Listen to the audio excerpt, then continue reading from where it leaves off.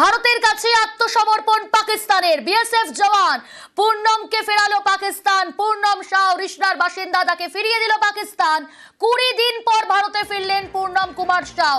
আটারি সীমান্তে বন্দি বিনিময় ভারত পাকিস্তানের। ডিটেল জানাবে মৈত্রেয়ী রয়েছে আমার সঙ্গে।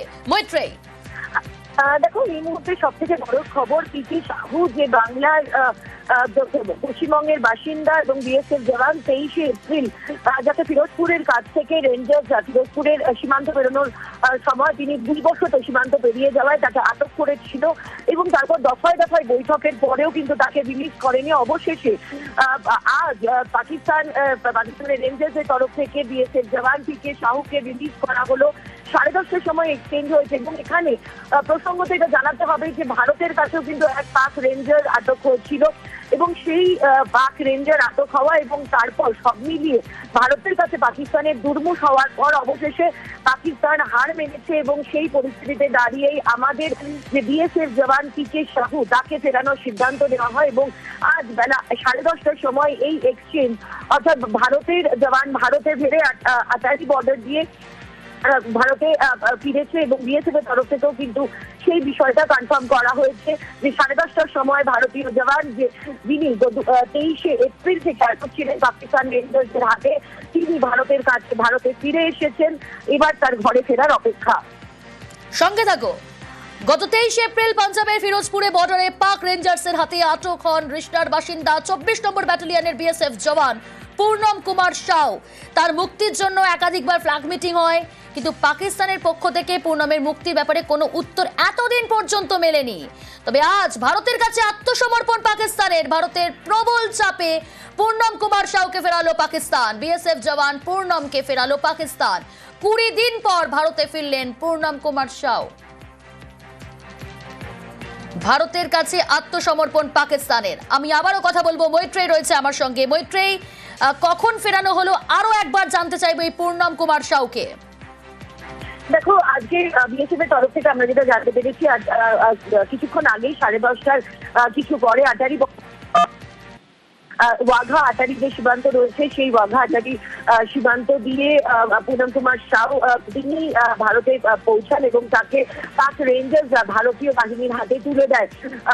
গত 23 তারিখ থেকে পাক রেঞ্জার্সের হাতে আটক ছিলেন পিকে সাহু, বিএসএফ এর এই জওয়ান, এবং ফিরোজপুর থেকে তাকে আটক করেছিল পাকিস্তানের রেঞ্জার্স এবং তারপরে আমরাও দেখেছিলাম যে ভারতের হাতেও কিন্তু পাক রেঞ্জার্স আটক হয়েছিল এবং তারপর থেকেই একেবারে 23 তারিখের পর থেকেই দফায় দফায় ফ্ল্যাগ মিটিং হয়, কিন্তু পাক রেঞ্জার্সের তরফ থেকে তারা একেবারেই ছাড়ছিলেন না বিএসএফ জওয়ানকে।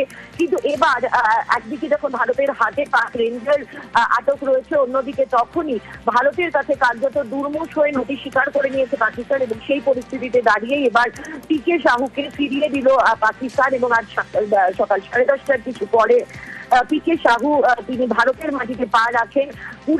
প্রায় 20 দিন পর ভারতে ফিরতে পারলেন পিকে সাহু। সঙ্গে থাকো।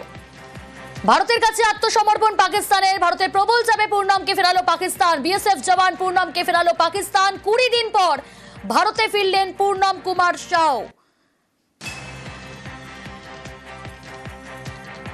গত 23শে এপ্রিল আপনারা জানেন ফিরোজপুরের বর্ডারে পাক রেঞ্জার্সের হাতে আটক হন রিশনার বাসিন্দা 24 নম্বর ব্যাটালিয়নের বিএসএফ জওয়ান এই পূর্ণম কুমার শাহ।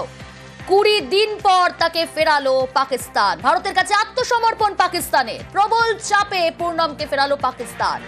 বিএসএফ জওয়ান পূর্ণমকে ফেরালো পাকিস্তান। 20 দিন পর ভারতে ফিরলেন পূর্ণম কুমার শাহ। শনিবারই দুদেশের সামরিক বিরতির কথা ঘোষণা। তারপর আমরা দেখেছি যে এই সম্ভাবনা জোরালো হয়েছে যে কবে ফিরবে বিএসএফ জওয়ান। পাকিস্তানের হাতে আটক ছিল।